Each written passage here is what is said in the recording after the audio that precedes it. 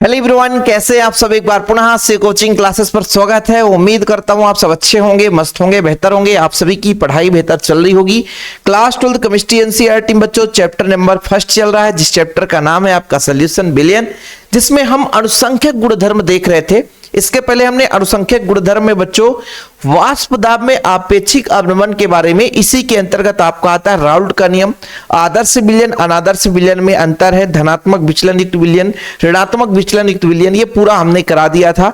और वाष्प दाब के आपेक्षिक अवनमन की सहायता से विलेय पदार्थ के आणविक द्रव्यमान की गणना कैसे की जाती है, इस पर भी हमने चर्चा कर ली थी। आज हम बात करेंगे बच्चों क्वथनांक में उन्नयन। यहां पे उन्नयन है बच्चों, ठीक है, एलिवेशन ऑफ बॉइलिंग पॉइंट, इस पर हम चर्चा करेंगे। बड़ा ही डीप में आज क्लास होने वाला है। जो बच्चा चैनल पे पहली बार आए, चैनल को सब्सक्राइब जरूर कर लेना। ये क्वथनांक में उन्नयन। सबसे पहले आपको पता होना चाहिए कि अनुसंख्यक गुणधर्म किसे कहा जाता है, कि विलयन के ऐसे गुण जो कि विलेय के कणों की संख्या पर आधारित होते हैं, जिनका मान विलेय के कणों की संख्या के आधार पर ज्ञात किया जाता है, वो बच्चों आपका अनुसंख्यक गुणधर्म होता है। अर्थात विलयन के जो भी गुण है ना, सीधे विलेय के कणों की संख्या पर निर्भर करता है। कितने कण हैं उस पर निर्भर करेगा, वो आपका अनुसंख्यक गुणधर्म है, जो कि 4 प्रकार से होता है प्यारे बच्चों। ये आपका वाष्प दाब में आपेक्षिक अवनमन, क्वथनांक में उन्नयन, हिमांक में अवनमन, विलयन का परीक्षण दाब। आपका मतलब एक टॉपिक, ये 3 टॉपिक और है जिसको आपको बारीकी से समझना पड़ेगा, और यहां से क्वेश्चन फिक्स है, आता ही आता है। चलिए शुरू करते हैं। सबसे पहले आपको समझना होगा क्वथनांक है क्या। जैसे बच्चों आप अपने घर में ही एक पात्र में जल लेकर के उसको उबालो। उबालते समय एक ऐसी स्थिति आएगा कि भाई जल जो है वाष्प बन करके उड़ने लग जाता है। तो जिस ताप पर वो वाष्प बन करके उड़ने लग गया, वाष्पित होने लग गया, वह ताप उसका क्वथनांक कहलाता है। यानी क्वथनांक एक प्रकार से वस्तु का ताप है जिस ताप पर वो उबलने लग जाए, अर्थात है ना, जो द्रव अवस्था से वो वाष्पित होने लग जाए। या ऐसा भी हम कह सकते हैं कि उस स्थिति में उसके वाष्प और बच्चों यदि हम बात करें द्रव का जो दाब है वो वायुमंडलीय दाब के बराबर हो जाए। बिल्कुल हम सिंपल तरीके से कोशिश करेंगे। फिलहाल अभी आप लोग यदि अनुसंख्यक गुणधर्म की परिभाषा आपको नहीं पता तो स्क्रीनशॉट जरूर ले लीजिएगा कि विलयन के कुछ ऐसे गुण जो निश्चित आयतन पर उपस्थित विलेय के कणों की संख्या पर निर्भर करते हैं, उन्हें हम अनुसंख्यक गुणधर्म कहते हैं। ठीक है बच्चों, नोट डाउन कर लिया आप लोगों ने। ठीक है, चलिए शुरू करते हैं। एक एक पॉइंट समझाएंगे, है ना बच्चों। ये आपका क्वथनांक है क्या। जैसे हमने आपको अभी बताया कि हमारे पास एक पात्र है, खुला पात्र है बच्चों। बड़ा डीप में समझिएगा, थोड़ा सा धीरे धीरे करके भरे समझिए बच्चों, लेकिन भाइयों आप लोगों को एक एक पॉइंट पता होनी चाहिए। ये अपना एक पात्र है और पात्र में हम भर देते हैं द्रव। ठीक है, क्या भर देते हैं बच्चों, द्रव भर देते हैं। ठीक है, और द्रव भरेंगे तो सबसे पहले तो वाष्प दाब है क्या, वाष्प दाब भी पता होनी चाहिए ना। सर वाष्प दाब है क्या, वाष्प दाब के बारे में आपको पता होगा कि जैसे कोई द्रव है, इसको एक पात्र में रख देते हैं, ठीक है, तो ये द्रव वाष्पित होने लग जाता है। क्या होने लगता है बच्चों, वाष्पित होने लगता है। वाष्पित होकर के जैसे पात्र को बंद कर दिया, हमने ढक दिया, तो ये वाष्प एकत्रित होने लगता है और इसी वाष्प के द्वारा फिर दाब लगाया जाता है। इसी वाष्प के द्वारा जो दाब लगाया जाता है ये वाष्प दाब होता है। क्या होता है बच्चों, वाष्प दाब होता है। क्या होता है, वाष्प दाब। यहां पे जो दाब लगता है वो वाष्प दाब है। क्या है बच्चों, वाष्प दाब।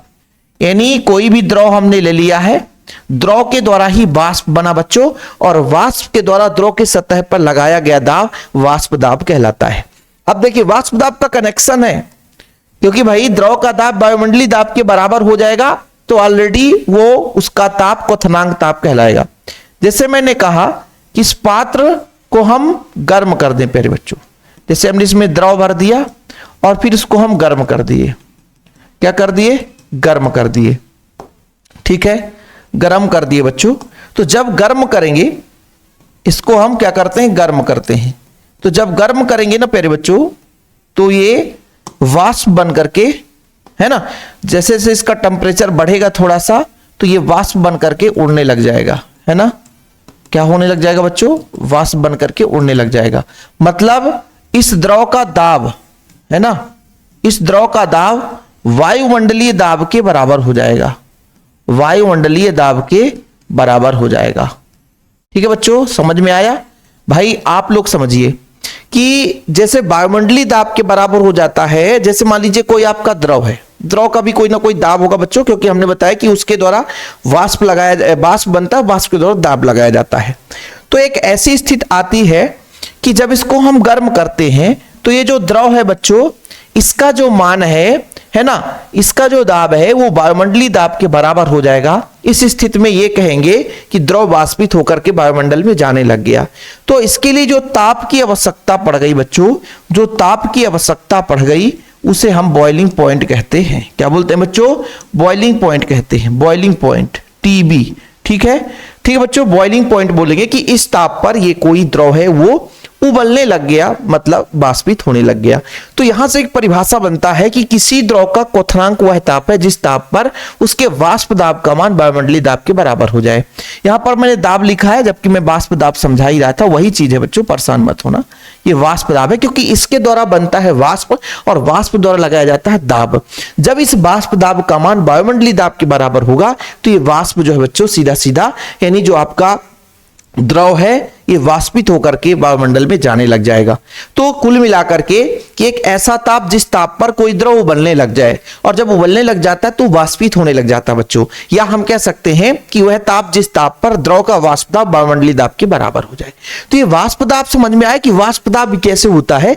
पात्र का जो द्रव है बच्चों उसी के द्वारा बना गया वाष्प, और फिर वो दाब जो लगाता है वो वाष्प दाब कहलाता है। समझिएगा कि ये द्रव है, द्रव के द्वारा बना वाष्प और वाष्प के द्वारा लगाया गया दाब वाष्प दाब, और इस वाष्प का दाब, वाष्प दाब का मान वायुमंडलीय दाब के बराबर हो जाए तो उस ताप को हम क्या बोलेंगे बच्चों? क्वथनांक बोलेंगे। क्या बोलेंगे? क्वथनांक बोलेंगे। अभी यहां तक किसी को कोई प्रॉब्लम नहीं होनी चाहिए। अभी यहां पर देखो, यदि द्रव है, द्रव में शुद्ध हमने विलायक ले रखा है, मान लीजिए शुद्ध विलायक है, शुद्ध विलायक है, तो शुद्ध यदि विलायक है बच्चों तो इसका वाष्प दाब अधिक होता है। क्यों? क्योंकि यहां से जो वाष्पित होने वाले कणों की संख्या है बहुत ज्यादा है, पूरा का पूरा विलायक ही है और विलायक वाष्पित हो रहा है। विलायक में हमने जैसे जल ले लिया तो बच्चों जल है ना, पूरा का पूरा जो सतह है वो वाष्पित होने के लिए तैयार है। लेकिन यहीं पे थोड़ा समझिएगा बच्चों, बड़ा ही कहानी खतरनाक होता है। मैं ये कह रहा हूं कि इसमें कुछ अवाष्पशील विलेय पदार्थ मिला दिया जाए, अवाष्पशील विलेय पदार्थ मिला दिया। जैसे मैं कहता हूं कि हमारा द्रव है, ठीक है बच्चों, अब द्रव में हमने क्या मिला दिया? विलेय पदार्थ। जैसे पानी में हम शक्कर मिला दें, क्या शक्कर वाष्पित होता है? कोई बच्चा बता सकता है क्या शक्कर वाष्पित होता है? तो शक्कर वाष्पित नहीं होता है। तो यहां पर एक हमने कवर कर दिया बच्चों। अब इस पे हमने क्या मिलाया है? शक्कर मिला दिया है। तो यहां पर हमने कहा शक्कर मिला दिए, और जब शक्कर मिला दिए तो शक्कर के कुछ ऐसे कण हैं जो वाष्पित नहीं होंगे, मतलब बीच में अवरोध उत्पन्न करेंगे। पृष्ठ पर केवल और केवल विलायक तो हो नहीं सकता, सबको पता है। मैं ये कहता हूं कि ये जो बूंद है ये विलायक की बूंद है जो कि वाष्पित होने के लिए तैयार है, लेकिन बीच बीच में क्या फंसा हुआ है? बीच बीच में बच्चों विलेय पदार्थ फंस गया। अब यहां पर जो वाष्प दाब है ना, वो कम हो जाएगा। क्यों? क्योंकि यहां पे जो दाब है बच्चों वो थोड़ा सा कम हो जाता है। क्या हो जाता है? कम हो जाता है। क्यों? क्योंकि मैंने कहा कि जब केवल विलायक है तो ज्यादा वाष्पित होता है, लेकिन जैसे इसमें अवाष्पशील विलेय पदार्थ मिला दिया, क्या मिला दिया प्यारे बच्चों? विलेय पदार्थ मिला दिया। विलेय पदार्थ मैंने मिलाया, वो कैसा विलेय पदार्थ मिलाया? जैसे मैं कहता हूं NaCl, ये जो वाष्पित नहीं होता है, NaCl जो वाष्पित नहीं होता है, चाहे हम C12H22O11 इसको भी मिला सकते हैं, ये भी वाष्पित नहीं होता है। इस स्थिति में इसका वाष्पन की जो क्रिया है बच्चों कम हो जाएगी और इसके दाब का मान कम हो जाएगा, तो वाष्प दाब में भी कमी आ जाएगी। वाष्प दाब में कमी आ जाएगी, ये बात को आप लोग समझ गए होंगे। अब जब वाष्प दाब कम है, इसका वाष्प दाब ऑलरेडी पहले से अधिक है, तो कम ताप पर ही वायुमंडलीय दाब के बराबर पहुंच गया। लेकिन अब इसका हमको यदि बात करें तो इसका वाष्प दाब कम होने के कारण इसमें थोड़ा सा अधिक तापमान की जरूरत पड़ेगी।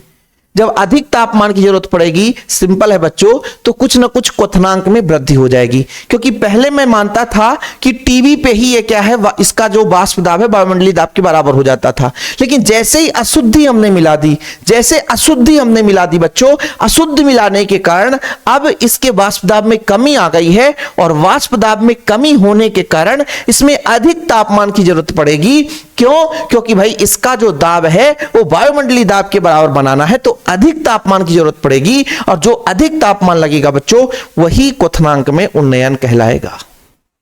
ठीक है, फिलहाल अभी यहां पे मैं एक छोटा सा डायग्राम बनाकर आपको समझाता हूं, पूरा ग्राफ में समझाऊंगा। यदि जो बच्चा सोचेगा कि यार ग्राफ, बिल्कुल आप परेशान मत हो, बढ़िया तरीके से ग्राफ में समझाऊंगा, आप परेशान मत होना। अभी मैं ये कह रहा था कि मान लीजिए यहां पे जो है बच्चों, यहां पे आपका यदि हम विलायक की बात करते हैं तो विलायक है, शुद्ध विलायक है। यहां पे हम विलायक ले लेते हैं, ठीक है, ये विलायक है, ठीक है, यहां पर पॉइंट है बच्चों।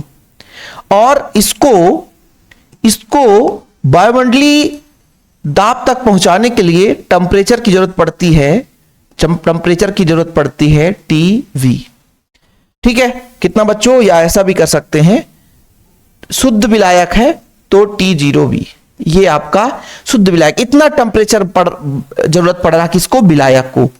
कब, यहां पे वाष्प दाब है, वाष्प दाब कहां तक पहुंचाने के लिए, एक वायुमंडली तक बच्चों, कितना, एक वायुमंडली तक पहुंचाने के लिए, एक एटीएम तक पहुंचाने के लिए इसको कितना तापमान पड़ रहा बच्चों, T0B यानी T0B, इतना तापमान की जरूरत पड़ता है। लेकिन आप सबको पता है कि जैसे हम विलेय पदार्थ मिला देंगे तो विलयन हो जाएगा, क्या हो जाएगा, विलयन हो जाएगा। तो विलयन का यदि विलयन का हम बात करेंगे बच्चों, तो आप कहोगे सर कि विलयन का वाष्प दाब थोड़ा सा कम होता है, क्या होता है, कम होता है, वाष्प दाब क्या होता है, कम होता है। अब इसको यहां तक पहुंचाने के लिए, है ना, एक वायुमंडलीय दाब तक पहुंचाने के लिए कहीं ना कहीं अधिक तापमान की जरूरत पड़ेगी।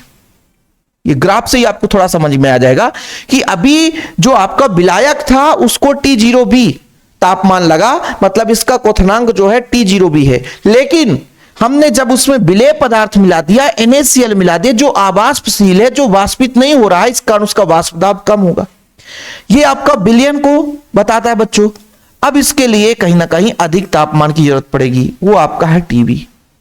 अब ये बताओ कि शुद्ध विलायक था तो T0B था, और बच्चों विलयन हो गया तो Tb हो गया, यानी विलयन में जो क्वथनांक है इसका मान अधिक है, तो कहीं ना कहीं विलायक में विलेय पदार्थ मिलाने से उसके क्वथनांक में वृद्धि हो गई है, क्योंकि अधिक तापमान की जरूरत पड़ रही है। और यही क्वथनांक में जो वृद्धि है बच्चों, क्वथनांक उन्नयन कहलाता है। क्या कहलाता है बच्चों, क्वथनांक उन्नयन, Tb माइनस T0B, है ना, ये डेल्टा TV से रिप्रेजेंट करेंगे। क्वथनांक में कितना वृद्धि हो रहा है वो किस पर डिपेंड करता है बच्चों, सीधा सीधा विलेय पदार्थ पर डिपेंड करता है। क्यों, क्योंकि विलेय के मिलाने से ही इसके वाष्प दाब में कमी आई है। ये जो विलयन के वाष्प दाब में हमने कमी दर्शाया है, ये क्यों कमी हो गया, क्योंकि विलेय पदार्थ मिला दिए। अब जब वाष्प दाब में कमी हो गई है तो तापमान थोड़ा सा अधिक देना पड़ेगा ताकि वो वायुमंडलीय दाब के बराबर हो जाए, ठीक है। तो तापमान अधिक देना पड़ गया, तो पहले का क्वथनांक और अब यानी शुद्ध विलायक को क्वथनांक और विलयन के क्वथनांक में अंतर हो गया, यानी बढ़ गया क्वथनांक, और इसी क्वथनांक को हम क्वथनांक उन्नयन कहते हैं, जो कि इन दोनों का डिफरेंस होता है। तो परिभाषा लिखेंगे कि विलेय को विलायक में घोलने से उसके क्वथनांक में होने वाली जो वृद्धि है उसको हम बोलते हैं बच्चों क्वथनांक में उन्नयन। इतना आप लोगों को समझ में आ गया होगा, रटने की जरूरत नहीं है, बहुत सिंपल है।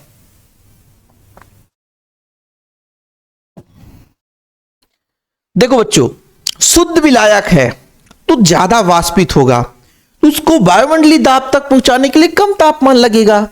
लेकिन उसमें विलेय पदार्थ मिला दिया तो उसका वाष्प दाब कम हो गया।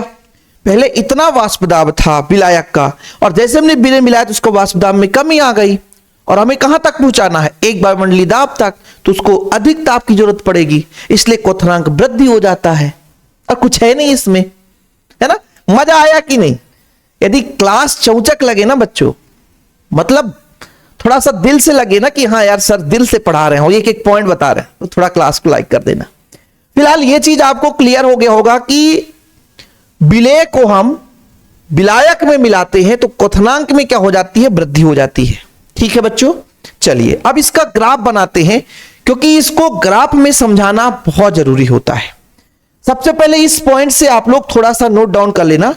मैंने यह बताया कि जब विलयन होता है बच्चों, विलयन का वाष्प दाब, विलयन का वाष्प दाब विलायक के वाष्प दाब से कम होता है। ये जो विलायक है इसके वाष्प दाब से कम होता है।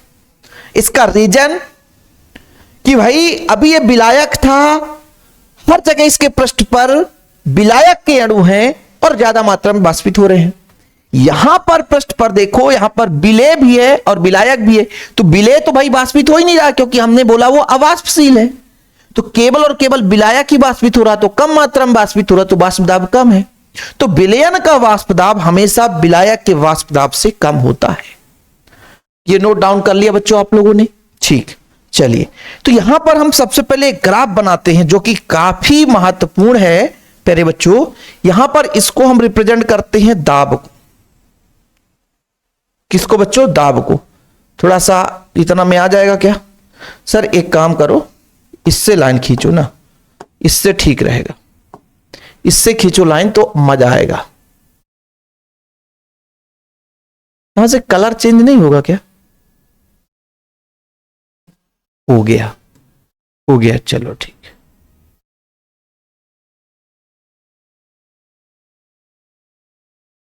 ठीक, हाँ ये हो गया एक लाइन। ठीक है बच्चों,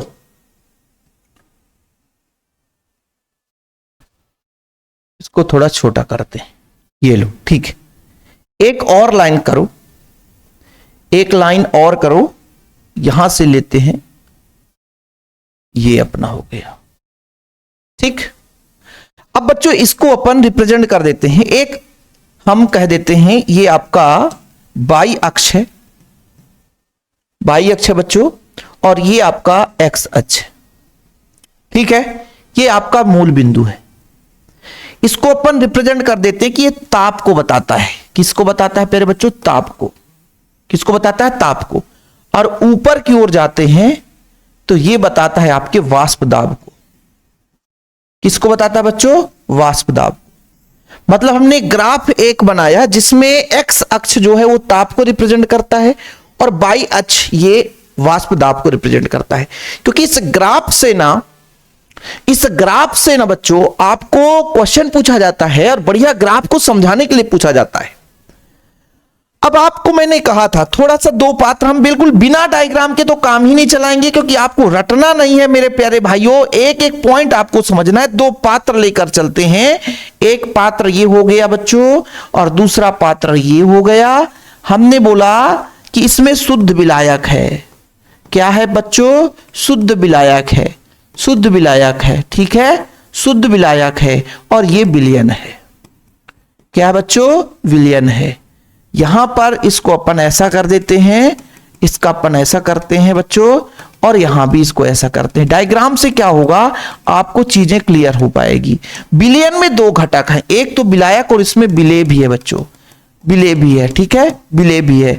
और यदि मैं आपसे कह दूं कि इसको पात्र में ढक दें, इसको भी पात्र में ढक दें, तो इसमें भी वाष्पन की क्रिया होगी, इसमें भी वाष्पन की क्रिया होगी, इसका भी वाष्प दाब होगा और बच्चों इसका भी वाष्प दाब होगा, वाष्प दाब होगा। लेकिन विलयन का वाष्प दाब विलायक के वाष्प दाब से कम होगा। ये चीज आपको क्लियर है, क्योंकि इसमें विलेय हो गया। विलेय होने के कारण वाष्पन की क्रिया, ये जो विलेय है ना, ये रोकेगा, क्योंकि सतह पर आपका दोनों चीज है बच्चों, सतह पर आपका विलायक भी है और विलेय भी है। ठीक है, और इसमें केवल विलायक है तो ज्यादा मात्रा में वाष्पित होगा बच्चों। अभी ये चीज आपको क्लियर हो गया। यानी हम ये जो वाष्प दाब में हम दो पॉइंट लेकर चलेंगे कि मान लीजिए स्टार्टिंग में भाई हर एक विलयन का, हर एक द्रव का वाष्प दाब होगा, कुछ ना कुछ तो होगा ना सर। तो शुरू में हम 0 नहीं ले सकते हैं और कुछ ना कुछ ताप भी होगा। ये तो नहीं है कि 0 डिग्री सेल्सियस होगा। हमने जल ले लिया, उसका नॉर्मल टेम्परेचर आप देख लो 20 से अधिक होगा, होगा कि नहीं? तो कुछ ना कुछ ताप भी होगा और कुछ ना कुछ दाब भी होगा। तो हम ताप में आगे की ओर और दाब में ऊपर की ओर बढ़ रहे हैं। तो हम यदि कहती है कि भाई यदि यहां पे हम रिप्रेजेंट कर दे बच्चों यहां पे, तो यहां पर तापमान 0 है, तो तापमान 0 भी नहीं होना चाहिए। इसलिए अपन क्या करते हैं, इसको कुछ आगे यहां पर एक बिंदु दे देते हैं बच्चों। ये आपका बिंदु हो गया, थोड़ा सा और नीचे कर देते हैं यहां पे। ये किसके लिए है? ये विलायक के लिए है। और विलयन का वाष्प दाब विलायक से कम है। तो बोलो सर उसका थोड़ा सा पॉइंट आप नीचे दे दो, उसका पॉइंट थोड़ा सा नीचे दे दो। ये लो, ये पॉइंट हमने दे दिया। ये दोनों क्या चीज बताता है? ऊपर वाला है ये विलायक का वाष्प दाब है, नीचे वाला जो है वो विलयन का वाष्प दाब है। जैसे जैसे तापमान बढ़ाएंगे, जैसे जैसे तापमान बढ़ाएंगे बच्चों, तो तापमान बढ़ाने से उसके वाष्प दाब में वृद्धि होगी, ज्यादा मात्रा में वाष्पित होगा और उतना ही ज्यादा दाब लगाया जाएगा, और एक ऐसी स्थिति आएगी उसका वाष्प दाब वायुमंडलीय दाब के बराबर हो जाएगा, तो खटाक वायुमंडल में चला जाएगा। समझ में आया बच्चों? अब ऊपर मैं ये कहता हूं कि एक ऐसा पॉइंट है जहां पर जो दाब है वो एक वायुमंडलीय दाब के बराबर हो जाता है। कितना हो जाता है प्यारे बच्चों? एक वायुमंडलीय दाब के बराबर हो जाता है। यहां पर जो आपका वायुमंडलीय दाब है वो 1 एटीएम के बराबर है। कितना बच्चों? 1 एटीएम, एक वायुमंडलीय दाब के बराबर है। और जब ये एक वायुमंडलीय दाब के बराबर हो जाएगा तभी तो उसका वो क्वथनांक ताप कहलाएगा। ठीक है, तो समझिएगा बच्चों, जैसे जैसे हम गर्म करेंगे बच्चों तो इसके ताप में वृद्धि होगी तो वाष्प दाब में भी वृद्धि हो जाएगी। समझ में आया कि जैसे जैसे हमने ताप बढ़ाया वैसे वैसे वाष्प दाब में वृद्धि। ये टेढ़ा क्यों बता रहा है कि धीरे धीरे बढ़ रहा है। और जब हम विलयन की बात करेंगे, नीचे वाला विलयन का वाष्प दाब था ना, इसको भी जैसे जैसे गर्म करेंगे बच्चों तो इसके भी वाष्प दाब में धीरे धीरे वृद्धि होगी।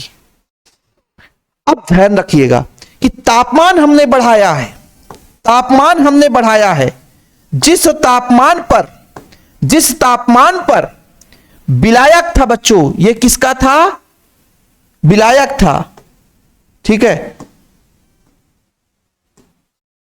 ये आपका विलायक था। ये किसका वक्र प्राप्त हो रहा बच्चों? विलायक। और नीचे किसका वक्र प्राप्त हो रहा है? विलयन। किसका वक्र प्राप्त हो रहा बच्चों? विलयन। ध्यान रखिएगा, जिस ताप पर विलायक का वाष्प दाब वायुमंडलीय दाब के बराबर हो गया प्यारे बच्चों, वही ताप उसका क्वथनांक ताप कहलाएगा। किसका? विलायक का। किसका बच्चों? विलायक का क्वथनांक ताप कहलाएगा। ठीक है, और वहीं पे जिस ताप पर विलयन का दाब वायुमंडलीय दाब के बराबर हुआ, वो ताप बच्चों वो विलयन का, ये विलयन है बच्चों। ठीक है, टेढ़ा हो रहा तो नहीं है, और थोड़ा बहुत टेढ़ा होगा तो चल जाएगा सर, है ना, थोड़ा बहुत टेढ़ा होगा तो चल जाएगा, थोड़ा बहुत टेढ़ा होगा तो भी चल जाएगा। चलो ठीक है, तो जिस ताप पर प्यारे बच्चों समझिएगा, जैसे जैसे हमने ताप बढ़ाया है तो विलायक के वाष्प दाब में वृद्धि हुई है, और जिस ताप पर विलायक का जो वायुमंडलीय दाब है, जो विलायक का जो वाष्प दाब है वायुमंडलीय दाब के बराबर हो गया है, वो संगत ताप बच्चों विलायक का क्वथनांक ताप कहलाता है, अर्थात क्वथनांक कहलाता है T0b। और जब हम विलयन की बात करते हैं तो जिस ताप पर, भाई यहां पे हम बात करते हैं ताप बढ़ाएं तभी तो दाब में वृद्धि, जिस ताप पर विलयन का वाष्प दाब वायुमंडलीय दाब के बराबर हुआ है उसका ताप आप TB से रिप्रेजेंट कर देते हैं। अब इसके वक्र को हम कह देते हैं AB से। किससे बच्चों? AB से। और इसके वक्र को हम कह देते हैं CD से। अब यहां पे आप लोगों ने एक ग्राफ बना लिया और इतना ही है बच्चों, और कुछ भी नहीं है। इसके बीच में जो टेम्परेचर बढ़ा होगा वो डेल्टा TB के बराबर होगा, मतलब क्वथनांक में उन्नयन के बराबर होगा। यही तो तापमान बच्चों बताता है कि क्वथनांक में वृद्धि हो गई है विलेय पदार्थ के मिलाने से। समझ में आया कि भाई विलायक के वाष्प दाब को ऊपर हमने रिप्रेजेंट किया है, विलयन के वाष्प दाब के पॉइंट को हमने नीचे रिप्रेजेंट किया है। क्यों? क्योंकि बच्चों विलायक का वाष्प दाब थोड़ा सा अधिक होता है विलयन के वाष्प दाब से। एग्जाम्पल में मैंने समझाया कि शुद्ध विलायक है, ज्यादा वाष्पित होगा तो ज्यादा दाब लगेगा, और विलयन में बच्चों अशुद्धि मिल गई, अवाष्पशील पदार्थ मिला दिया गया तो बच्चों इसमें अशुद्धिकरण वाष्प दाब कम हो गया। तो यहां पे आपको ग्राफ में बच्चों दो अक्ष ले लिया हमने, एक्स अक्ष और वाई अक्ष। जो एक्स अक्ष है वो वाष्प दाब को रिप्रेजेंट करता है, और जो एक्स अक्ष है वो ताप को रिप्रेजेंट करता है, और वाई अक्ष है वो वाष्प दाब को रिप्रेजेंट करता है। ठीक है बच्चों, जैसे जैसे हम तापमान में वृद्धि करते हैं तो विलयन और विलायक के दोनों के वाष्प दाब में क्या होती है? वृद्धि होती है बच्चों। ठीक है, अब यहां पर हमने कहा AB जो वक्र है वो विलायक का वक्र है, जो CD यहाँ पे रिप्रेजेंट है बच्चों वो बिलियन का है। जैसे जैसे तापमान बढ़ाते हैं तो वाष्प दाब में वृद्धि होती है। विलायक के वक्र को ऊपर और बिलियन के वक्र को नीचे दर्शाया गया है। क्यों? क्योंकि बिलियन का वाष्प दाब विलायक के वाष्प दाब से हमेशा कम होता है। देख लो बच्चों, बिलियन का वाष्प दाब विलायक से कम होता है, बिलियन का वाष्प दाब विलायक से कम होता है। ये चीज हमने आपको समझाया, इसलिए यहां पर लिखा बच्चों। एक पॉइंट आप लोग देखना कि एक्स अक्ष पर परमताप है, बाई अक्ष पर विलायक और बिलियन के वाष्प दाब को हमने लिखा है और इसके बीच ग्राफ खींचा है। तो ए बी और सी डी क्रमशः विलायक और बिलियन के वाष्प दाब के वक्र को बताता है। हमने बोला बच्चों एक्स अक्ष जो ताप को बताता है, बाई अक्ष जो है बिलियन विलायक में जो वाष्प दाब होगा उसको बताएगा। तो हमने कहा कि जो भाई आपका विलायक है और बिलियन है तो ए बी जो है बच्चों विलायक के वक्र को रिप्रेजेंट करेगा, सी डी जो है वो बिलियन के वक्र को रिप्रेजेंट करता है। यही चीज हमने आपको बताया। ताप बढ़ाने से विलायक और बिलियन दोनों के वाष्प दाब बढ़ते जाते हैं। बिलियन का वाष्प दाब बच्चों इसका जो आपका वक्र सी डी है विलायक के वक्र के नीचे प्राप्त होता है। कारण यह है कि प्रत्येक ताप पर बिलियन का वाष्प दाब विलायक के वाष्प दाब से कम होता है। मैंने यह बताया कि भाई साहब ए बी जो है विलायक का वक्र है, सी डी जो है बिलियन का वक्र है। तो सी डी जो बिलियन का वक्र है वो विलायक से नीचे है। क्यों है? क्योंकि जितना भी हम तापमान बढ़ाएंगे लेकिन हमेशा बिलियन का वाष्प दाब विलायक के वाष्प दाब से कम ही रहता है। ये चीज आपको यहां पे भी बताया कि बिलियन का वाष्प दाब विलायक के वाष्प दाब से कम होता है। देखो आपको लिखने में रटना नहीं पड़ेगा। अब देखो बच्चों बिंदु एक्स पर शुद्ध विलायक का वाष्प दाब है। यहां पर आप बिंदु एक्स दे देते हैं बच्चों, एक्स पॉइंट दे देते हैं, ठीक है। एक्स पर शुद्ध विलायक का वाष्प दाब का वक्र है और बाई पर बच्चों बिलियन के वायुमंडलीय दाब के बराबर हो जाता है। तो यहां पर आप यहां पे बाई दे दो, पॉइंट तो देना है ना, ताकि आप लोग यदि डायग्राम बनाओ तो वहां भी आपको दिक्कत ना हो सके। ठीक है, ठीक है बच्चों।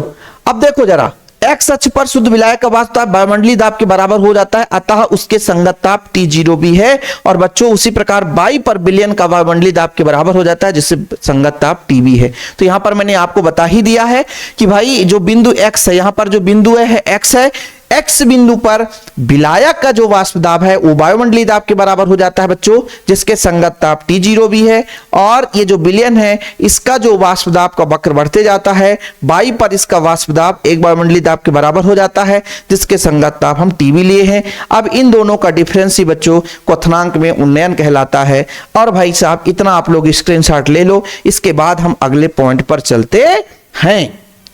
कहानी में ट्विस्ट अभी 10 से 15 मिनट लगेंगे। आज का क्लास लंबा है क्योंकि हम मैराथन क्लास कर रहे हैं भाई। हम एक 4 मिनट में खत्म नहीं कर रहे हैं कि एक परिभाषा लेकर के खत्म कर दें।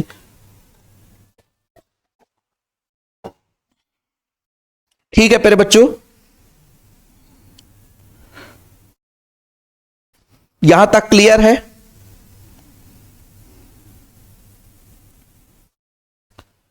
क्वथनांक में उन्नयन की परिभाषा कर ली। चलिए तीसरा पॉइंट हम लिखेंगे।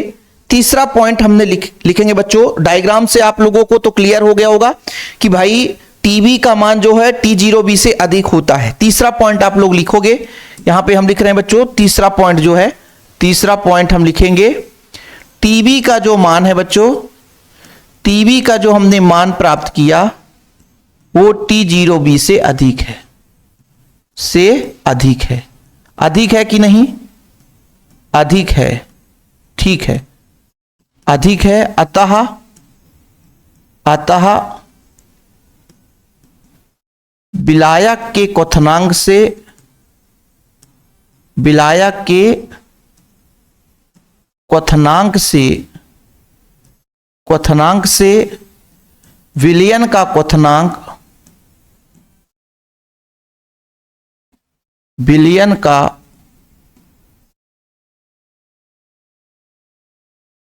क्वथनांक अधिक होगा। क्या होगा प्यारे बच्चों? अधिक होगा। कैसे? जरा ध्यान देना। यदि आपने डायग्राम समझो कि T0B का मान यहां पे बच्चों, TB का मान यहां पे, तो TB का मान T0B से अधिक है क्योंकि तापमान आगे बढ़ता जाता है। तो TB किसके लिए बच्चों? बिलियन के लिए, है ना। तो बिलियन का क्वथनांक अधिक होगा, विलायक के क्वथनांक में मतलब में कमी होगी। नहीं अर्थात विलायक का क्वथनांक कम रहता है हमेशा। यहां पे भी मैंने आपको समझाया था विलायक का क्वथनांक कम है और बिलियन का क्वथनांक अधिक है। ठीक है बच्चों, तो यहां से हम लिखेंगे अतः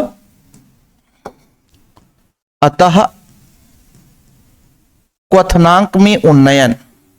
किसमें प्यारे बच्चों? क्वथनांक में उन्नयन कितना होगा प्यारे बच्चों? डेल्टा टीवी इसका मान होगा अधिक वाले में से हम कम वाले को घटा देंगे। इतना इसके क्वथनांक में उन्नयन में वृद्धि हुई है। अब बच्चों आप सबको पता है कि ये जो क्वथनांक में वृद्धि हुई है किसके कारण हुई है? क्योंकि क्वथनांक में जो वृद्धि हुई है, बताओ जरा, जो क्वथनांक में वृद्धि हुई है बच्चों, क्वथनांक में वृद्धि हुई है ना? क्वथनांक में वृद्धि हुई है किसके कारण हुई बच्चों? विलेय पदार्थ के कारण हुई है। क्वथनांक में वृद्धि विलेय यानी अवाष्पशील, जो हमने विलेय लिया था बच्चों, अवाष्पशील है ना, क्वथनांक में वृद्धि विलेय पदार्थ के कारण हुआ है। किसके कारण बच्चों? क्वथनांक में जो वृद्धि विलेय पदार्थ के कारण हुई है। चलो चलो हम चरे देश चले हो, चलो भैया 1 मिनट, चलो चलो हम परदेश चले हो। अब ठीक अच्छा भाई, टेढ़ा भी लिख दो ना तो सीधा हो जाता है। तो इससे इतना क्लियर हो गया होगा बच्चों कि जब क्वथनांक की वृद्धि, जो क्वथनांक की वृद्धि है वो विलेय पदार्थ के कारण हुई है। अतः क्वथनांक में जो उन्नयन है या वृद्धि है, क्वथनांक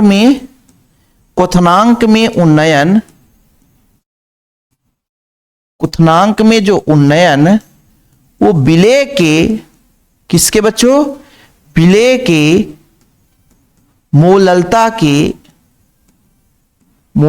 के समानुपाती होगा। क्या होगा प्यारे बच्चों? समानुपाती होगा। और जब समानुपाती होगा अर्थात ये जो डेल्टा टीबी जो है वो समानुपाती होगा स्मॉल एम के, यानी डेल्टा टीबी बराबर के बी एम, जहां के बी क्या है बच्चों? मोलल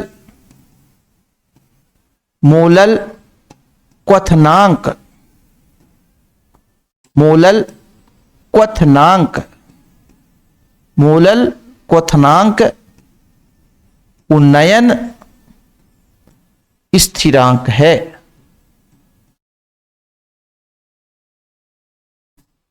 ठीक है, चले, कोई दिक्कत? मोलल क्वथनांक उन्नयन स्थिरांक, यहां तक क्लियर? तथा स्मॉल एम क्या है प्यारे बच्चों? तथा स्मॉल एम क्या है? विलेय की मोललता है,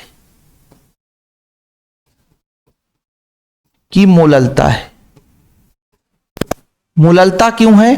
क्योंकि भाई साहब जब भी हम विलेय पदार्थ को विलायक में मिलाते हैं, इसका संबंध हम मोललता के ही आधार पर दे सकते हैं, इसके अलावा कोई दूसरा है भी नहीं।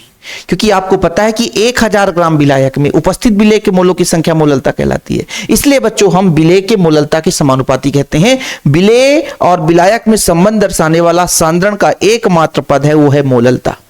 क्या है बच्चों? मोललता। तो ये चीज आपको क्लियर याद रखना है।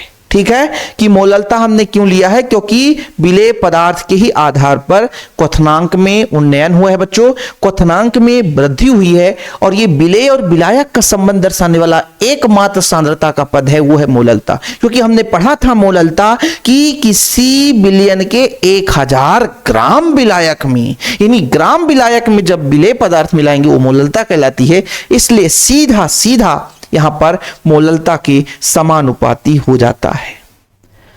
ठीक है बच्चों, सेपरेट नोट्स में भी लिखा रहता है, यहां भी लिख देता हूं ताकि आप लोगों को प्रॉब्लम ना हो सके। ओके, यदि भाई किसी को प्रॉब्लम होता है तो इसलिए मैं लिख देता हूं।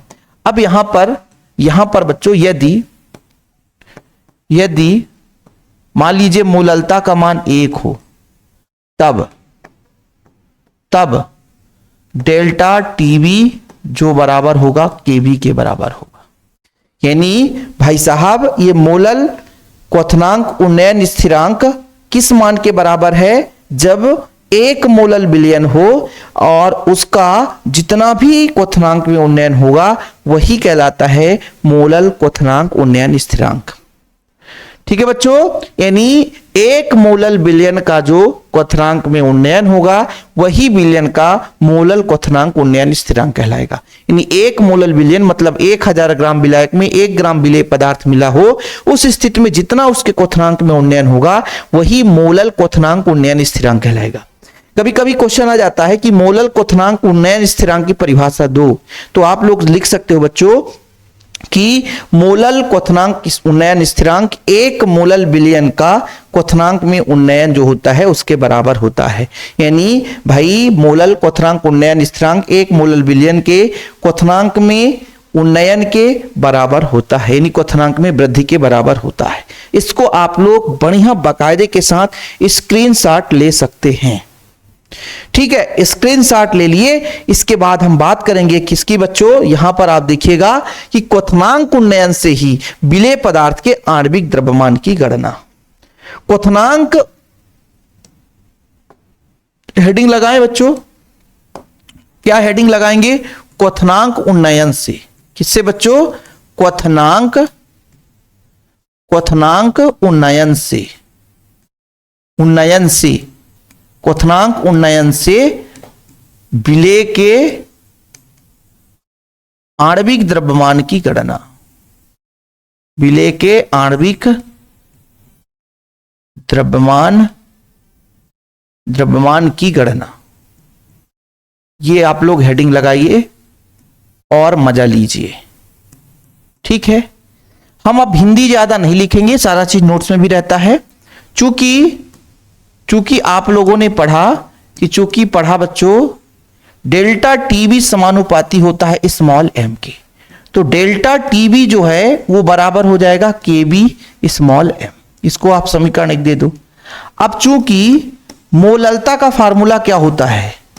WB बटा MB गुणे 1000 बटा WA। ठीक है, इस पर भी हम बात कर लेंगे है क्या। अब इसका मान समीकरण 1 में रख दो बच्चों। समीकरण 1 में रखने पर, जब समीकरण 1 में रखेंगे डेल्टा टीबी इक्वल कितना हो जाएगा? केबी का मान हमारा केबी ही रहेगा, इंटू स्मॉल एम का मान कितना हो जाएगा? WB बटा MB गुणा में 1000 बटा WA। अब आप लोगों को लगता होगा ना कि सर ये क्या पढ़ा रहे हो, ये तो हमने पढ़ा ही नहीं है। क्यों नहीं पढ़े हो प्यारे बच्चों? ये हमने पढ़ा रखा है। ये हमने पढ़ा रखा है कि मोललता का फार्मूला क्या होता है, ये हमने पढ़ाया है। इससे हमें MB का मान निकालना है। तो MB आपका इधर आ जाएगा, विलेय का आणविक द्रव्यमान है ना बच्चों, और इधर आपका KB रहेगा ही रहेगा। WB बटा डेल्टा टीबी यहां पर कर दो गुणे आपका 1000 बटा WA। ये 1 मिनट का खेल था, इसको भी मैंने आपको कर दिया। ठीक है बच्चों, अब मैं आपको ये ABCD के बारे में बता देता हूं, आप परेशान मत होना। क्योंकि मैंने आपको बताया कि जो विलयन है वो 2 घटकों से मिलकर बना होता है। विलयन कितने घटकों से मिलकर बना होता है प्यारे बच्चों? विलयन हमेशा 2 घटकों से मिलकर बना होता है। विलयन 2 घटकों से मिलकर बना होता है। कौन कौन सा? एक तो सर आपका विलायक होता है और दूसरा जो होता है सर वो विलेय होता है। क्या होता है प्यारे बच्चों? विलेय होता है। इसको हम A से रिप्रेजेंट करते हैं, इसको B से रिप्रेजेंट करते हैं। जब इसके द्रव्यमान की बात आ जाती है, आणविक द्रव्यमान अलग है और बच्चों द्रव्यमान अलग है। ठीक है, आणविक द्रव्यमान आपका MB है, द्रव्यमान आपका W है। तो यहां पे बच्चों WB हो गया, इसको हम ए से रिप्रेजेंट करते हैं, इसको WB से रिप्रेजेंट करते हैं। और जब आणविक द्रव्यमान की बात आती है बच्चों, आणविक द्रव्यमान की बात आती है, आणविक द्रव्यमान की बात आती है, तो आणविक द्रव्यमान के लिए हम इसको Ma से रिप्रेजेंट करते हैं और ये Mb से रिप्रेजेंट करते हैं। और ये आपका मोललता है, मोललता। और मोललता आपने नहीं पढ़ा है तो फिर आपको ये लेक्चर समझ में नहीं आ रहा होगा, है ना। और हमने इसीलिए भाई क्रम क्रम से लेक्चर दिए है ना, और मात्र 100 रुपए में नोट्स देते हैं बच्चों। आप लोगों का प्यार सपोर्ट नोट्स के साथ रहता है तो मुझे भी थोड़ा सा हेल्प मिल जाती है ना, टीम वर्क करने के लिए। तो इतना लंबा चौड़ा क्लास था, लेकिन मजा आया होगा। जो बच्चा पूरा लास्ट तक देखा होगा उसको क्लास में एक भी डाउट नहीं रहेगा होगा। मेरा उम्मीद है, मेरा आपसे वादा है कि भाई जो बच्चा पूरा देखता है उसी को समझ में आता है। इसको चाहता तो 10 मिनट में भी फटाफट कह देता है ऐसा ऐसा होता है, ऐसा ऐसा होता है। आप लोग भी कहते हैं हाँ सर ठीक है, खत्म हो जाता। लेकिन कोशिश ये करता हूं कि एक पॉइंट भी छूटने ना पाए। उम्मीद करता हूं आज का क्लास मजा आया होगा। भैया चौचक क्लास था, चौचक मतलब एकदम शानदार जानदार वाली, है ना। और 40 मिनट खड़े रहकर पढ़ाना बच्चों आम चीज नहीं होती है ना। आप लोग तो इसको 2x में करके भी देख सकते हो फटाफट करके, ठीक है। कमेंट बॉक्स में बताइएगा जरूर भाई, यदि पूरा लेक्चर जो बच्चा देखता है तो बताइए कैसा लगा, है ना। और नोट्स के लिए अपना नंबर दे ही दिया हूं मैं, 96 85 29 91 49। जिस बच्चे को नोट्स चाहिए तो कांटेक्ट कर सकता है, ठीक है। चलिए बच्चों, जय हिंद, वंदे मातरम।